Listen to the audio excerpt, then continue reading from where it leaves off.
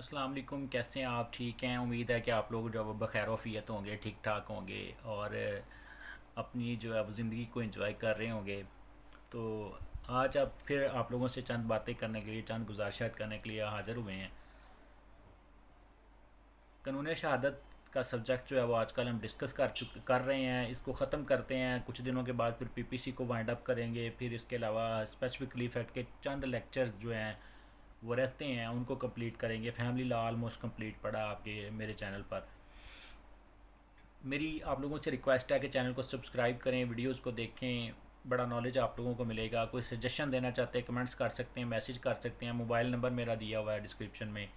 Facebook page मेरा दिया गया है, फेसबुक आईडी दी गई है, आप सर्च कर सकते हैं मुझे तैयब अज़हर एडवोकेट के नाम से। फैसलाबाद में प्रैक्टिस करता हूँ।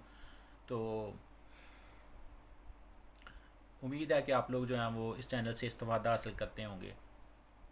आज हमने जो टॉपिक डिस्कस करना है वो है expert opinion, opinion of third person with relevant when relevant. Okay जी। आर्टिकल 59 क्यूएसओ का उसको निकाल लीजिए, उसको पढ़ते हैं।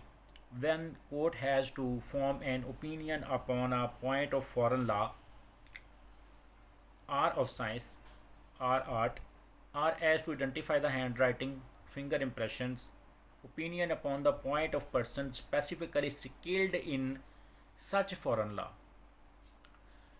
कोर्ट को जब ज़रूरत होगी साइंस पे, आर्ट्स पे, फॉरेन लॉ पे, फोरेंसिक एक्सपर्ट के तौर पर फिंगर इंप्रेशन की, हैंड राइटिंग की मैचिंग की, तो वहाँ पर कोर्ट जो है वो रेलिवेंट पर्सन को, जो क्वालिफाइड पर्सन होगा, उसको कॉल करेगी। Or in question as to identify the handwriting of finger impression are relevant, such person will be called as the expert person and उसकी ओपिनियन को एक्सपर्ट ओपिनियन जो है वो कंसिडर किया जाएगा। वो कोर्ट पे बाइंडिंग नहीं होती, कोर्ट की अपनी जो डिस्क्रिप्शन है। इसकी इलस्ट्रेशन देखते हैं। Question is whether death of A was caused by a poison. For example एक बंदे की डेथ जो है वो सपोज किया जा रहा है कि वो जहर की इस वजह से हुई है, तो फिर एक एक्सपर्ट को बुलाया जाएगा। वो देखा जाएगा कि उसकी डेथ के बाद सिम्टम्स जो हैं वो कौन सी जो है वो अपीयर हुई।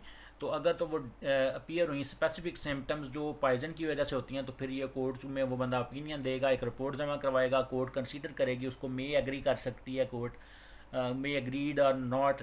तो अगर कोर्ट अग्री कर जाती है उसकी बातों के साथ, तो फिर इसका मतलब एक्सपर्ट ओपिनियन को जो वो मान लिया गया है।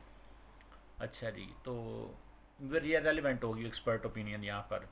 एक और इलस्ट्रेशन देखते हैं। तो question is whether a certain document was written by A, another document was written by something else and proved or admitted to have been written by the A। अगर तो एक डॉक्यूमेंट है, वो बंदा फोत हो गया, एक पार्टी कहती है उसने लिखा, दूसरी कहती नहीं लिखा, तो फिर जो है वो एक तो ये तरीक़ाकार भी है कि उस बंदे के बेटे को, बीवी को, उसके साथ काम करने वाले बंदे को जो है ना वो बतौर विटनेस जो है वो कॉल कर लिया जाए कोर्ट में।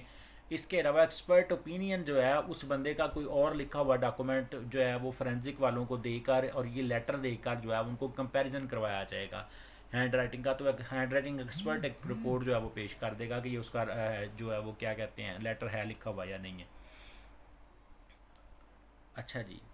हैंड राइटिंग एक्सपर्ट की जो ओपिनियन है उसकी रिपोर्ट के बारे में जो है वो PLD 2008 कोयटा है, पेज नंबर 1।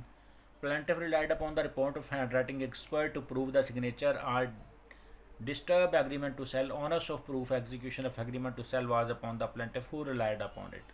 तो plaintiff ने उस पर रिलाई किया और वो उसकी फेवर में थी, plaintiff की में जो रिपोर्ट एक्सपर्ट ओपिनियन की आई थी वहाँ पर। PLJ 2007 कराची 305 पेज नंबर है। Opinion of forensic expert witness relating to authenticity और integrity of the electronic document through information system made admissible, उसको जो है वो दुरुस्त मान लिया गया कोर्ट में। अच्छा जी। ओपिनियन ऑफ थर्ड पर्सन जो है expert person is not binding on the court, इसको थारोली डिस्कस किया गया है PLJ 2006 लाहौर हाई कोर्ट 966 में।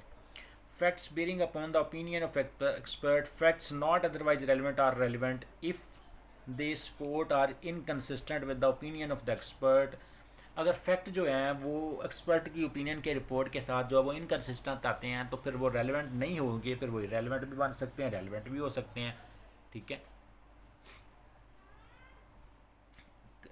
इफ़ दे आर ना if they support are inconsistent with the opinion of the तो expert when such opinions are relevant, वो सीन जो है वो रेलिवेंट होगी। तो उसकी इलस्ट्रेशन हम देखते हैं एक।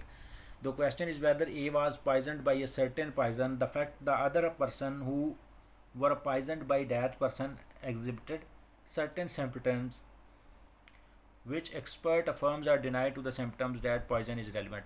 अब एक बंदे को एक ख़ास किस्म का जहर दिया गया, उसकी मौत के बाद ख़ास किस्म की निशानियाँ उसके जिस्म पर अपीयर हुई, ठीक है।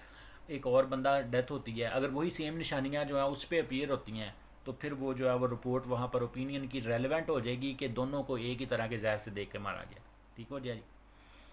Opinion as to hand writing when relevant, 61 article है QSO का। When the court has to form an opinion as to the person by whom the document was written, signed, or opinion of the person acquainted with the handwriting of the person by whom it is supposed to be written or signed, it was or was not written or signed by that person is relevant। अब एक बंदे ने खत लिखा है या नहीं लिखा, रिपोर्ट तैयार की है या नहीं तैयार की, वो बंदा मर चुका है, ठीक है। उसकी पुरानी हैंड राइटिंग लेकर उसके साथ उसको मैच करवाया जाएगा, फोरेंसिक टेस्ट करवाया जा सकता है। उस बंदे की बीवी को, उसके बेटे को, उसके साथ बिजनेस करने वाले को कोर्ट में बुलाकर ओरल अकाउंट दी जा सकती है, ओरल एविडेंस दी जा सकती है। मोड क्या हैं इसको प्रूव करने के, इस चीज़ को जो है।